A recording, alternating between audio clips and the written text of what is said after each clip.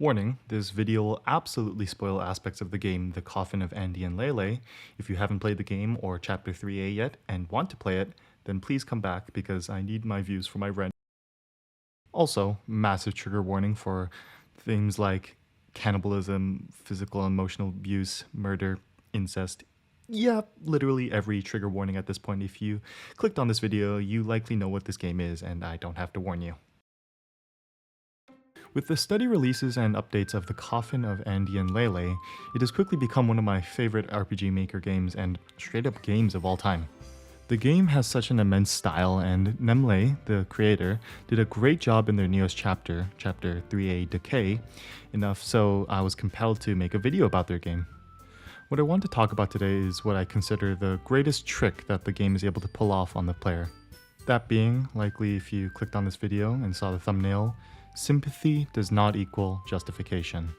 Or more aptly put, abuse does not equal more abuse.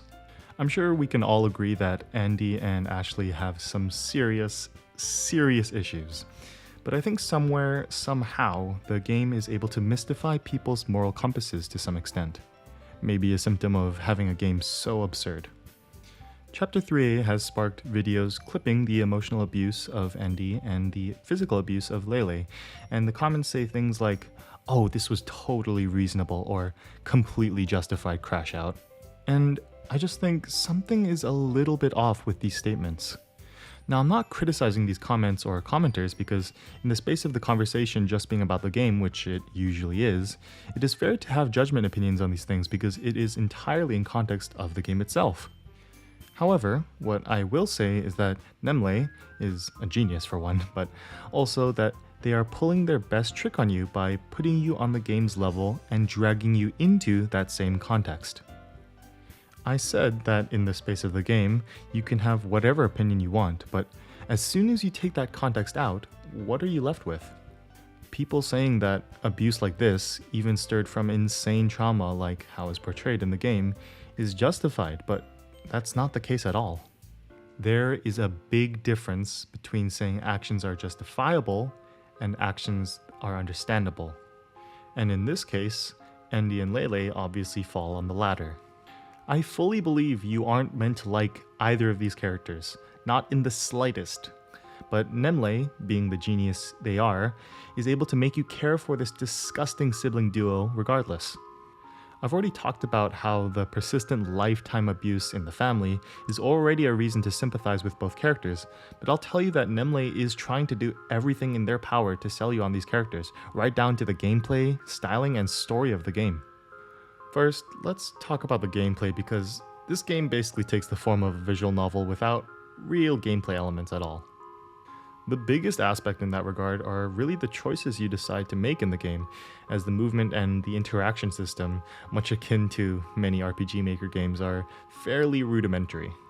But it should speak to something that the main aspect of the game is you controlling Andy. Andy is this brutally depicted victim of PTSD and depression. He's so vulnerable and weak throughout the game that it makes Ashley that much more hateable with the way she essentially drives the two characters and their actions along the plot. She gaslights, she directs, she coerces, and generally emotionally abuses Andy as she pleases. And because we have to play as a character stripped of his autonomy and dignity, we sympathize with Andy all the more. Editor's note that I will have to mention because it is up for debate whether or not Andy is or is not entirely a victim. Personally, I don't think so, my point entirely being this video, but it is a fair question that I'm happy people draw on, and yeah. The gameplay taking a back seat also makes the game feel at times like you are just button mashing through dialogue, going from one place to another, understanding the characters' stories. There is no switch in pacing, there is no switch in theme, and there are no real switches in gameplay. And as I mentioned, the gameplay that we do get is purposefully boring with not much to do to disempower you as a player, and you as Andy. Secondly, talking about the style and story, The Coffin of Andy and Leyley has a pretty infamous style nowadays with its iconic depictions of Andy and Leyley themselves. It's not just those two though, other characters are really well designed and the game has just such a memorable drawing style.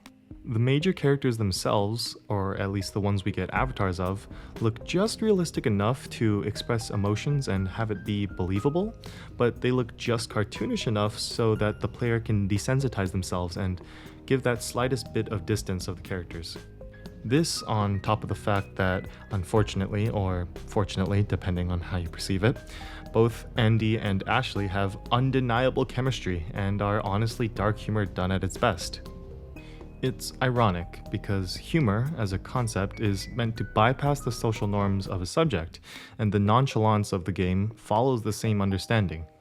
However, again, as a player, it's important we don't get tricked by this false sense of security because this isn't a game joking about abuse, it is a game about abuse, with real abuse in it. The way the game just overwhelms you with its absurdity is really a crown jewel of the design. It just keeps peppering you with incest, to killing your parents, to yandere sister, to rituals, to demons, to physical abuse, to emotional abuse, to murder. This game forces you, ironically, on its level. Finally, I want to leave this video with an important message regarding responsibility that I feel isn't well conveyed these days. That being accountability and responsibility being two distinct things. In regards to the game, it's neither Andy or Ashley's fault that they were abused so heavily by their mother and were ignored by their father, but they should absolutely be taken accountable for their actions after that point onwards. Whether or not you think that their actions are entirely because of the abuse they endured, accountability is completely indifferent and says that they still made their decision to do all the things they did. Now, very importantly, I have to say that accountability does not matter all the time. For example, and excuse the vulgarity of this example, but to be fair, you clicked on a Coffin of Andy and Leyley video, so what can you do? If a woman was wearing promiscuous clothing and was sexually assaulted by a man, no, it was not her fault at all that she was assaulted, obviously, and no, it doesn't matter at all that she was wearing promiscuous clothes because nothing she did was for intention of being sexually assaulted, or being in a society where she has to worry about her clothes causing her to be sexually assaulted. This is a case where responsibility of the man is the most important thing in regards to the situation, and he should effectively take full blame for his action. But on the flip side, there are times when accountability is way more important than responsibility. For example, to make it as relatable to college students like me, imagine you submit your paper to your professor, but your professor accidentally loses it. They then ask you to rewrite your paper for them and you refuse. The professor then by circumstance has to give you a 0. Here, the responsibility is 100% on the professor because they lost the paper that you worked on. However, what is way more important is that you didn't decide to rewrite the paper. Although it's not your fault that the professor lost the paper, if you decide to not rewrite it, you have to be 100% accountable to your decision, regardless of the circumstances. Keep this video and this point in mind when playing the game and its future chapters, and have a blessed day, everyone.